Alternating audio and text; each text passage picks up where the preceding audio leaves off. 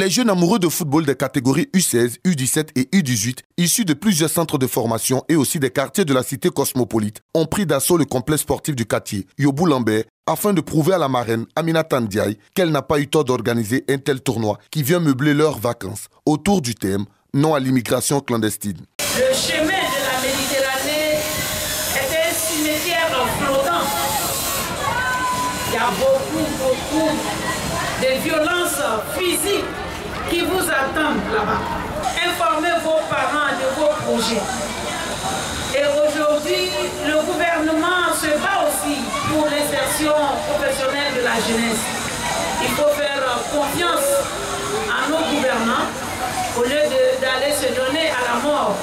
Sous les yeux des officiels, dont le représentant du parrain, l'honorable Adou Bernard, président de l'Azida Bengourou, les gamins de Matra FC, malgré leur détermination, n'ont pu renverser leurs adversaires du TFA, score final 3-2 en faveur de l'équipe de TFA. Avant la finale prévue, en septembre, les jeunes vont être occupés à sortir le grand jeu sur ce même terrain, durant le mois d'août.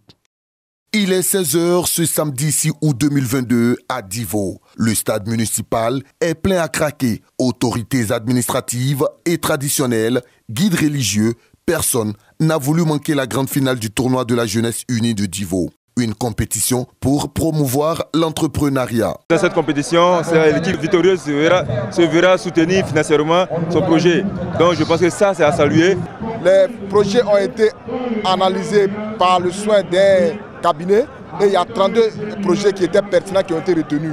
L'équipe vainqueur cette année rapportera une somme de 2 millions qui va servir de financer son projet. Dans le public, l'ambiance est assurée par les supporters venus pousser leur équipe à la victoire. Le public du FC libanais est le plus bouillonnant. Ce trophée va au quartier libanais. C'est le Libanais qui gagne. Assez de bruit, assez de bruit, assez de bruit. Osseni, Abiola et les siens ont raison d'être optimistes.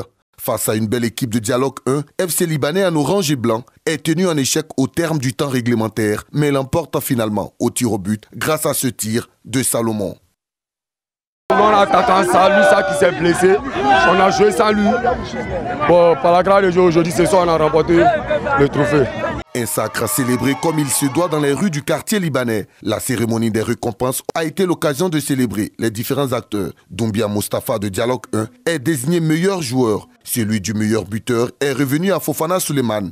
Delario Service est désigné équipe fair play. Le finaliste malheureux repart avec des lots de consolation avant que l'équipe de Dialogue 1 ne reçoive le trophée de vainqueur plus un montant de 2 millions de francs CFA destiné au financement d'un projet collectif.